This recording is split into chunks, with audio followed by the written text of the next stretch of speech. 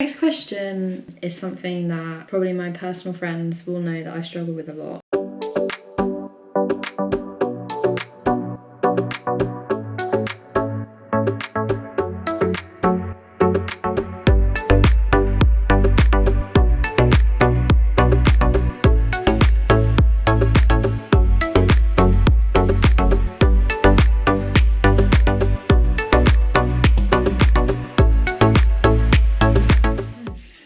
Okay, focus.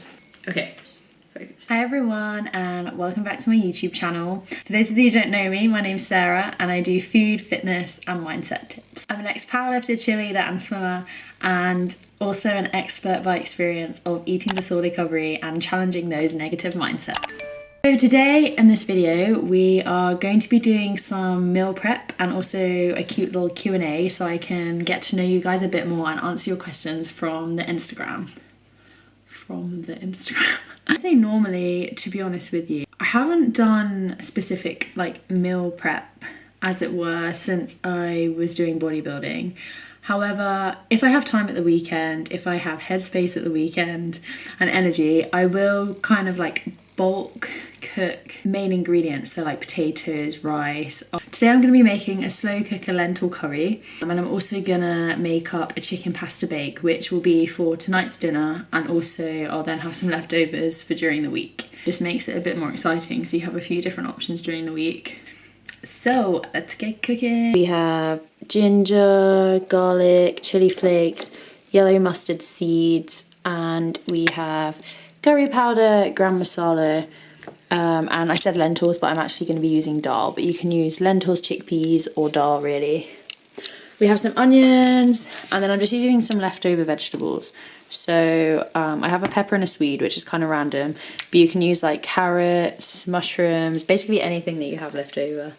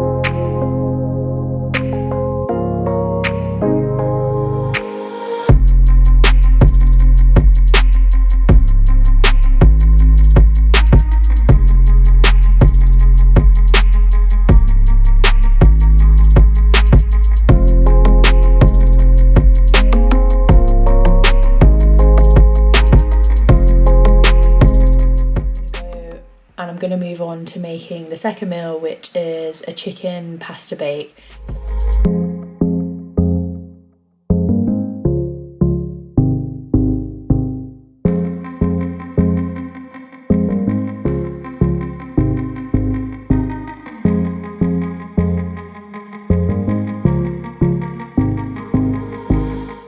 While I wait for the pasta to boil, I'm going to answer some questions.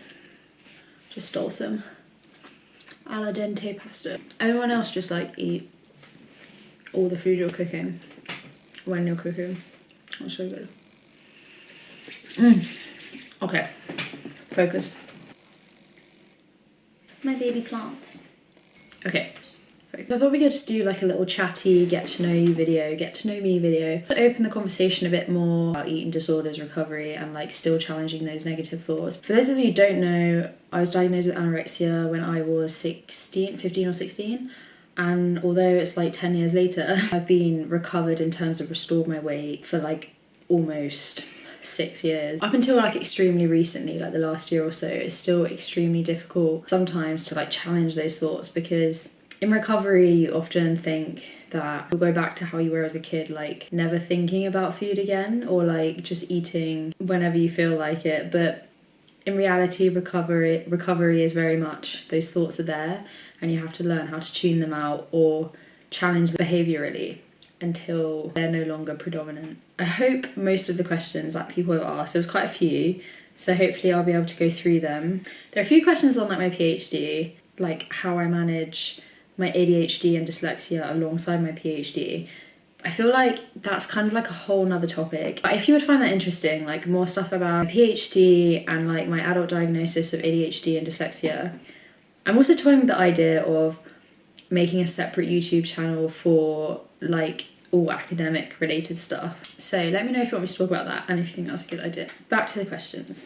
So first question is quite a good one, and I think it's something that a lot of people would maybe struggle with in eating disorder recovery, and it's how to manage the balance between eating intuitively and making sure you eat enough in ED recovery. Intuitive eating is basically tuning in to your hunger signals. You're full, you stop eating. When you're hungry, you eat, no matter like when or where. You're just kind of really tuning into your body, which in itself is a really good thing. However, when you're maybe at the very early stages of recovery, it's not necessarily the best thing, because for one, your hunger and fullness signals might be screwed up a bit. So, you know, you can't always tell when you're hungry and full. That could either potentially lead to you just not eating at all for like a long period of time. Or on the other side, if you don't have like those full signals, it could then lead to something like binging. To be honest, in the early stages of recovery, I think you have to be really honest with yourself. And for me, it was definitely easier to stick to a like rigid meal plan to try and like regain your metabolism, regain those hunger and full signals, and to tell your body that there's always food going to be available. However, down the line, like years into recovery, you know, when your metabolism's boosted, your digestive system's boosted, then it can be something that is quite nice and rewarding, because you can actually work with your body instead of against it. Something important here that also I want to bring up is fasting, because there are many varieties, but basically you don't eat for a set amount of time, whether that be 10 hours, 12 hours, 16 hours. But the pitfall in that, in someone, especially with a restrictive eating disorder, is that you just won't eat enough. Like, you'll take it as an excuse to just skip breakfast or just skip dinner because you're doing this intermittent fasting thing. And, you know, someone maybe who's experienced like a binge eating disorder, if you go such a long period without eating, then when you come to eat, it might trigger something like a binge. Again, it's something you have to be honest with yourself about. But I think personally, like anything to do with fasting is probably not the best idea for someone with an experience of an eating disorder. How do you make sure that you eat enough for sports while battling eating disorder thoughts? I know another thing that's very close to home, because for those of you who don't know, I have competed in sport since I was 7. So, you know, like 20 years of my life, I've been in sport. You have to eat enough to fuel your performance, or, you know, eat for to reach like a body weight class or an aesthetic goal. In probably quite a few people who are sporty or an athlete, you can then develop disordered eating because you really link your food to your sport, to your performance, to your body image. For some people, it can actually be a good thing to just completely give up sport while they're recovering from their eating disorder, so that they can really focus on those thoughts and focus on detaching their food, detaching their self-worth from their sport. Although for me, I carried on doing my sport as well as doing all the psychology for recovery. And I think something that can really help is actually getting a coach or getting a close family member or a close friend to keep you accountable. Loosely making a meal plan, either with a dietitian, or you can find templates online,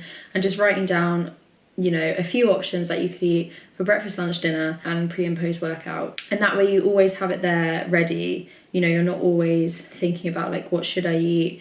What could I eat? You know, this is good, this is bad, I should eat more, I should eat less. if you have it there planned, it can be really useful, especially in the early stages of recovery, because it takes all the guesswork out of it and it's already pre-planned. The next question is something that probably my personal friends will know that I struggle with a lot. How to stop being triggered by social media and comparing yourself to others. Honestly, I would say the biggest thing that helped me, like, of course you might have some internal like negative self-talk or negative beliefs that is useful to work through with, you know, like a psychologist or a therapist, and that's definitely important. But also I think the biggest thing for me was actually being honest with the people who I followed on social media and kind of going through and having a clear out of all the people who, you know, advocated counting calories or low calorie meals, really lean physiques, you know, all of that. And I mean, I'm not dissing anyone's weight loss journey. I mean, I used to do bodybuilding myself. If they're on that kind of journey, that's their goal, that's great for them. But for someone who's experienced a restrictive eating disorder or, you know, have body image disorders like body dysmorphia, it can be really triggering, and that's where you have to be honest with yourself and think, okay, this is what's triggering me. And as soon as you remove that, as soon as you know, mute those accounts, delete those accounts, and start filling up or following people who advocate, you know, body acceptance, balanced lifestyle, having both the gym and healthy foods as well as nutrient dense meals, like going out, having fun, like having that balance. It makes such a big difference because you don't really realize if you're passively tuning into all of this information as you're scrolling through social media, like you're telling your brain what to focus on. And if it's always restriction, lean bodies, low calorie meals, like you're always going to feel bad if you're not that. Whereas if you're filling your social media feeds with acceptance and self-love, self-care, like balance, having fun, being social, you know, gymming for strength rather than restriction or punishing yourself, then that starts to kind of embed in your mindset. So I think for me, that is like the best thing that's helped. How to detach your self-worth from aesthetics and body image. It's a very long it's a very long one in terms of, I think it takes a lot of time and a lot of work, because if you think for years and years, say 10 years or throughout your teenage years, you've attached your self-worth to your sporting performance or to your physique or how you look in comparison to other people. It's going to take a fair bit of time to undo that thought process, but it's possible. And it's uncomfortable, I'm not going to lie to you. You have to challenge those thoughts every single time you eat, every single time you make a food decision, every time you look in a mirror, which is a lot. You would be surprised. And actually something that's helped is like picking up a new hobby, so like learning a skill. For me it's been like YouTube and editing, and obviously my degree that I'm doing as well, because if your only focus is going to work, then going to the gym, and then like looking at your body, your worth is always going to be defined by that. Whereas if you think of your life as a pie chart and you have just two things, say you have your what you eat and how you look, you know, if you mess up on either of those things or both of those things, you're just going to feel awful about your life. Whereas if you start filling up this pie chart, filling up your life with all these different things, so you have relationships, you have friendships, you have the gym maybe or your sport, but you also have a hobby, you have reading, you have your work, you have volunteering or outreach. The more you fill up your life with all these different things, like if you slip up or make a mistake or fall back a little bit, which isn't a bad thing, it happens, then you still have all of these other things that you value and you can pick yourself up with. How to accept weight gain in recovery. My biggest advice for this would just be to chuck out your scales. Like, just don't weigh yourself. Just don't do it. Because I think for a lot of people, it can be a really big trigger. Like, if I'm being honest, it's still a trigger for me. If you have to get weighed at the doctors, I know before, like if you have to weigh me for a medical reason, please can you not tell me that? Just remove that trigger entirely and have other goals or like other tangible things that you can see. So for example, say you want your hair to look shinier, you want your resting heart rate to become lower, you want to be more present in your life, you want to enjoy social interactions more. Like, have those things that aren't about weight gain that you're getting back from recovery. So literally just write a list of things that you want to get back that has nothing to do with your weight. I remember I made a list and it was like going on holiday, like going for a meal with my friends, like going out clubbing, just anything that you really want to enjoy again in the future that has nothing to do with your weight. Writing down an affirmation every day, like for example, my weight doesn't define me, I am so much more than my weight. And also just remember that your weight and BMI is not the only indicator of health. So many more other things, like especially as a woman, like for example having a regular menstrual cycle, like having a healthy bone density. And healthy looks different literally for everyone. Like, there's not a right size, and it's just something that you're gonna have to accept, that as you get older as well, naturally your weight does go up. And just accepting the hard fact, you are going to put on weight. You just have to accept that. It's hard, but you'll get there. How do you approach the weight section as a beginner? And I've had a couple of messages like this, you know, how to approach the gym as a beginner, or like tips if you're new to the gym or starting strength training. So if you would like that as a separate video, because I feel like I could go into a bit more detail, comment that below that you would like a video on that and I will add it to my list. But I would say as a very broad and general answer is that if you're really feeling quite anxious about going to the gym because you've not done it before, go with a friend or just ask someone if you can have a fitness instructor just show you around. So then at least you don't go in by yourself and you're just like overwhelmed with all of this equipment. Like at least you've had an introduction and you've seen like what the equipment is, even if you're not really sure how to use it. But if you would like a more in-depth video about strength training and how to approach the weight section as a beginner, please comment below and I will do so. I'm just gonna grab the pasta, which is still boiling, probably really soft now, and just finish up that pasta bake. But I hope you enjoyed the chats and answering the questions. I hope it was useful. If you have any more questions, then just put a comment below and I'll write back to you. Yeah, so we'll go finish off the pasta bake, and I really hope you enjoyed having a little chat with me. And make sure if you like the video to like it, that really, really helps me, and also to subscribe. Thank you so much, guys. I'll see you in the next one. Yummy, yummy pasta.